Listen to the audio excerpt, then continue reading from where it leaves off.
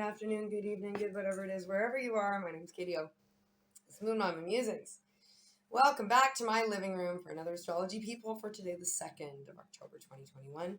We're in a waning crescent in the sign of Leo, and I've got a little ghosty piggy girl over here. Let's see. Do you want to be part of the Peephole today, you? Let's go. Let's have a pig. Why not? You can have a pig with us. Okay, so today, when I started looking at the astrology, I heard, "Hey, baby," and I was like, "Oh, interesting." And then it evolved. It went boom, boom, ba-da-dum, and I was like, "Oh, dum-dum-dum-dum, ba-da-dum, dum-dum-dum. My darling, oh yeah, can't get enough of your love, babe. Oh yeah, I don't know why I can't get enough of your love, babe. Yeah." So this is a really interesting little energy we've got going. A little bit more pep in our step right now, I'm hearing. Like there's a little bit of a something is shifting. Alright, we're maybe not feeling the actual 3D effects yet, but something's a shifting, alright? Maybe that guy up in the crow's nest from a few days ago, you're actually kind of like, oh, wait, I actually kind of see a glimmer of land now. Like, oh. Can't get enough of your love, babe. Yeah? I don't know. Alright. It's a great song. Barry White. Come on. It's beautiful. So, first and foremost, we have the moon making a sextile with the sun. I like this. Because with the moon in Leo and the sun in Libra, this is like really nice energy together. This is a really good vibe. Moon in Leo, sun in Libra. Rolls off the tongue really nicely too, but we just have this like really lovely energy. It's like that Venusian placed Libra, like balancing the scales, like doing all of this wonderful settling scores and evening things out and bringing in compassion and bringing in balance. Is just like really exalted with this sort of like moon in the sign of Leo. Leo is a very heart-spaced, very sense of self kind of a sign. And the moon, our subconscious, our femininity, our emotions in a really nice self-assured, heart-centered sign. It works out very well with this balance because where the sun wants to make these like adjustments and make these actions, the moon is like setting back and actually allowing them to happen with an open heart space, which is beautiful. And it's like this balance and abundance. It's playing our heartstrings, and we just can't get enough. It's like it's turned into our favorite song, and we just want to listen to it on repeat. Just want to do it over and over and over and over and over and over and over again. And maybe that has a little bit more of our hey baby, I'm hot just like oven. Need your loving. I can't wait much longer. It's getting stronger and stronger. Yeah? Maybe these two things are kind of playing in together right now. So, I don't know. Some of you guys, maybe you're getting into it. Some of you guys are just feeling really good and you're loving the energy and you're just wanting to perpetuate that energy. Peaky. You're so cute. Sorry. I'm just in love with my pig. Don't mind me. I call her Pig. If you guys haven't followed me along, I call her Pig because I got her and she had mange. She had no hair. She was all pink and skinny and naked, and she's grown her hair back, but I still call her Pig because it's just cute. Anyway, Moon sextile Mars is our next thing. Our Leo moon, our loving and healing by all these little teeny weeny efforts. This is the accumulation of those little baby steps is making this big, lovely shift. This cycle is shifting and bringing this heart-centered energy. Because Mars, even though the warrior is doing things a little bit differently, making these little tiny micro adjustments, Mars is bringing in so much compassion to our life. The actions that we've been making is bringing love, is bringing fun, is bringing Venusian abundance and balance to us. And I heard these little gestures go a really long way. So maybe someone's just going to do something really small for you and it's going to make you feel really good. Like maybe someone will literally just be like, "Hey, I was thinking about you yesterday. I was like on the beach and I saw a bird and I was like, wow, I'm going to send you a message. And I just really hope you're doing well." Or maybe someone's going to be like, "Man, I've seen you working really hard lately, and I think you're amazing, and I just really appreciate what you're doing. Either way, it's like this little, it's little things go a long way, you know. And maybe this kind of ties back into that energy from a few weeks ago or a few months ago, when it was that vibe of like, you never really know what any individual person is going through, right? So a little bit of kindness, like just holding a door open for somebody, could make that person have a restored sense of humanity. You know, like they could have just been refused by their insurance company to help them um, replace items that were lost when their house burned down, and they didn't really care about the stuff, but the thing was is the memories, and like at least they would have had a little bit of, they needed a little bit of a boost. Like they might not have necessarily needed the money, but like they're just feeling very frustrated with what just happened, and and then you open the door for them and give them a smile, and they're like, okay, yeah, all right, fine, maybe this isn't the worst thing that could possibly have happened. Like, yeah, it's annoying, but it's like, you know. Anyway, the moon is in a square with Uranus, and I heard, wait, stop. All right, and this is in an energy of like, just give me a minute, just give me a minute, just like give me a second here to revel in what's going on. Give me a second to be grateful. Give me a second to think about what just happened. Give me a second to process this information. It's kind of like it's like kind of like the last little thing that you have to do before you move on to a big step. So like, okay, for some of you, it's like the last meal before sitting the electric chair, the last bit of nourishment before something dies in you. Okay, or maybe it's an energy of like, you know, you got to go through security before you get on the plane to go on vacation. Yeah, or you're like, you know, for example, if some of you who are over in North America land came to visit me in Thailand, you'd have to take a 14.5 hour flight amongst others to get to see me. It's a long, treacherous journey, but it's that last thing that you need to do, and then you get to like sit on the beach and enjoy the time, right? So this is it's just a pause before the ultimate evolution of something, to appreciate where you've been. Okay, what else have we got? Mercury, or sorry, not Mercury. Venus is in sextile with Pluto. And this is big vibes. Right, Pig? Yeah, this is big vibes. First of all, I've got, this is kind of this idea of some of you guys, this is where your sexual healing is manifesting. Right, Pig? For some of you guys, this is the Venus making a sextile with Pluto is where you're going to feel that lovely, passionate energy. But for other of you, it's just going to be a physical manifestation of some change of state. And it's a, sorry, Pig. It's a physical manifestation in abundance. It's Venusian. It's abundant. It's creative. It's beautiful. It's love filled. It's whatever. So I also have written down here, our abundant feminine energy is oops, sorry, I can't read it here.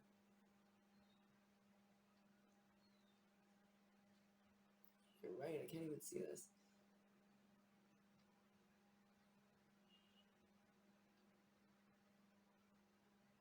Okay, well, I can't even.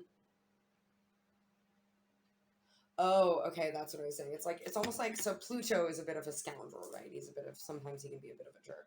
He's the one of transformation, right? But it's almost like Pluto's got his eye on Venus now. Hades has his eye on Persephone, or on yeah, that's what it is. Hades got his eye on Persephone.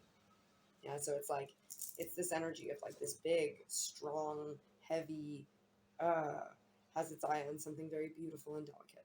Okay, they might not quite match up, but there is this energy of maybe, it's maybe kind of an odd couple, but in a really beautiful way. It's almost like it looks different, looks a little strange on the surface, but when you actually look at it, you're like, oh, okay, these are actually two very, very similar things.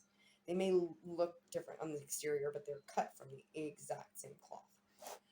So I did see Hades from Hercules. He's a bit of a creepy dude, right? But you know, whatever. Love manifests in all forms. That's what I hear. So yeah, some of you guys, it's like, wow, I didn't. You get encountered with something that you're kind of like, didn't really ever think that would really be for that. But yeah, you know what? Now that it's together, I see it. Yeah, that's cool. Maybe one of your friends is coming to you and being like, I want to introduce to you my new boyfriend, and they're like this I don't know, young, beautiful woman, and they bring to you this like quite a bit older, maybe not the most physically attractive person, and you're like, okay, that's a little strange. Like, shouldn't you be dating someone your age? And then once you get along, once you meet this person, you're like, oh my God, wow. Okay, yeah, maybe you're a little rough around the edges, but this is a beautiful human being, and you're actually perfect for my friend. All right, so it's the sextile, right, as a healing energy.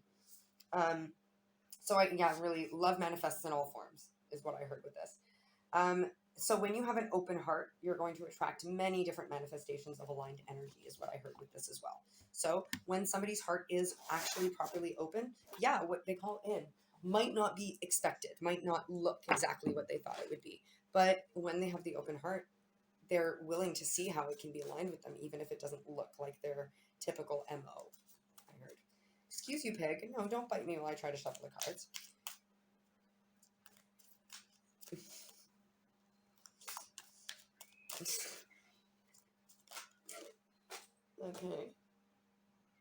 Okay. They're saying keep them. That's a lot. Really? All of these? Holy crap. Okay, they want me to tell you guys a story. Shall we tell you a story? This is the Tarot of Mystical Moments. Okay. So, once upon a time, there was a little magician who was sitting in the beautiful top hat and realized, oh my God, I'm the rabbit in the hat. I'm the rabbit in the hat. I've been searching through this top hat for all this time, and I couldn't really find anything, and I was confused about it. I found this goose, which, hey, why not? Dinner. But I never really found the rabbit because I'm actually the rabbit. This little magician had to work very hard because they realized they were the rabbit, but they realized that they weren't in their beautiful manifestation of the rabbit. That's why the goose was there. The goose was there to go, hey, this isn't right. All right, you gotta look at this in a different perspective, right? You looked in this hat and all you found was a goose, not a rabbit. You want a rabbit, but you found me. So what do you want to do to transform me into a goose? You're a magician, or sorry, I'm a goose. What do you want to do to transform me into a rabbit? Yeah, you gotta work hard. We gotta manufacture our wings in order to actually be able to fly. But this creates this beautiful King of Wands energy, and this is the feminine representation of this King of Wands energy. So it's this getting ready to go, beautiful, passionate, amazing energy, a master of the fire within in a beautiful, beautiful, blooming, grounded way. All right, so that magician got real grounded, and it helped him make a leap of faith. That magician leapt from this cliff, and then they leapt from the cliff. They actually realized, oh my God, this cliff was never a cliff at all. It was the reason why it felt so unsteady is because it's alive. It's this massive alligator that I've been balancing on. And in fact, I never really had to do anything at all but just go with the whims of this massive alligator that has been carrying me around all of this time. It's trying to have lured me in with all these pretty things to keep me on it and keep me distracted from the fact that it's actually an alligator. But in reality, it's an alligator. This magician, once it realized that the alligator was actually trying to eat it and not actually get it to take a beautiful leap of faith and move towards its destiny, had to take a time out. Stop and smell the roses, stop and read up on some books, and start realizing what exactly they actually want to wish for. And this helped them complete a vast cycle, a very important cycle in their life that helped them realize that they had everything that they ever needed to do the things that they want, including a whole bunch of boobs on their head. This card looks like she's got boobs on her head. You know, why not? Maybe you felt like a boob while you were clearing out this cycle. But the thing is that once this cycle closes out, everything moves very quickly for the magician. And they realize that they've got many ways that they can influence their descent into this comfortable place where they will feel safe. King of Pentacles.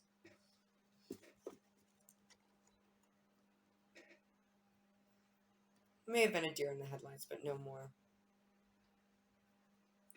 Fire and earth might be very important for you.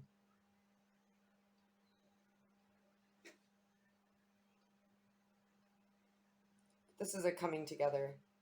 This is a real balancing. It's a proper balancing of you. You've balanced yourself in a really beautiful way with this King of Wands in the feminine sense. And it helps you to float all the way down from this hardcore thing. And when you float all the way down, you end up standing right on the top of this beautiful stag's antlers. The stag is an animal that represents the heart chakra. Yeah. With an open heart space, we call in many, many abundance. All right? So that magician,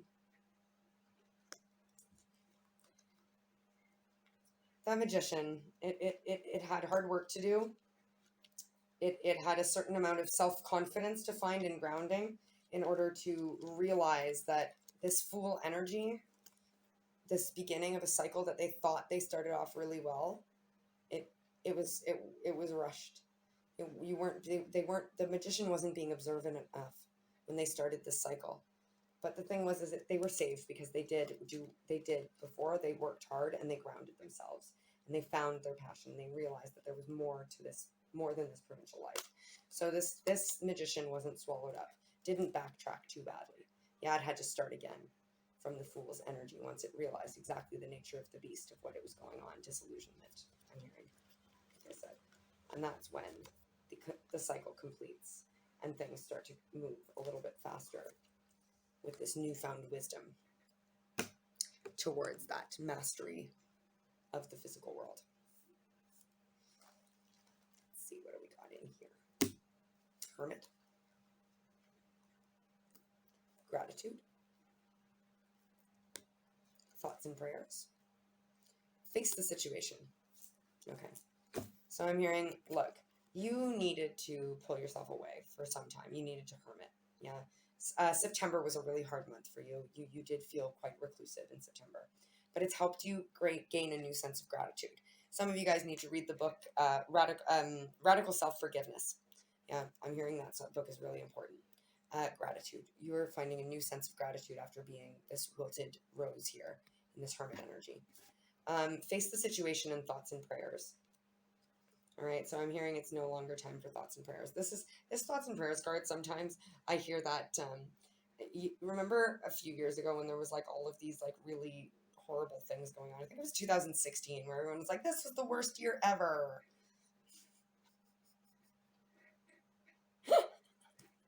Sorry, I just have to laugh at how we thought that it was the worst year ever. Fuck 2016. I remember everybody saying, "Oh my god, we knew nothing." Yeah. But remember how everyone was like, "Oh my god, sending thoughts and prayers, sending thoughts and prayers, sending thoughts and prayers." And it's like, thoughts and prayers don't feed the hungry. Thoughts and prayers don't sort out your wounds for you. Thoughts and prayers don't sort out your shadows for you. So thoughts and prayers, this is the vibe of like, you can't namaste the pain away. I'm sorry, my friends. You need to actually face your situation, face the music, settle the score for real. If you haven't been in this kind of hermity energy, guess what? Go for it. Do it. Get grateful, get forgiveness, get all of that, because it's time to actually sort this shit out. All right. I have been encouraging this for so long, and it's like sometimes I feel like a broken record again, because it's like I keep on going on and on and on and on to you guys about how you have to do this and you have to do that. And I mean, you don't have to do anything, right? Your free will clearly is taking precedence over it and not doing this thing that your guides are strongly encouraging you to do if you're watching me day to day. Even if you're watching me from time to time. Chances are, if you're only watching me from time to time, every time you come and find me, I'm basically saying the same thing, isn't it? You come in and I'm like, you have to let go of that thing that you're not letting go of. And you're like, why does this girl always say the same damn thing?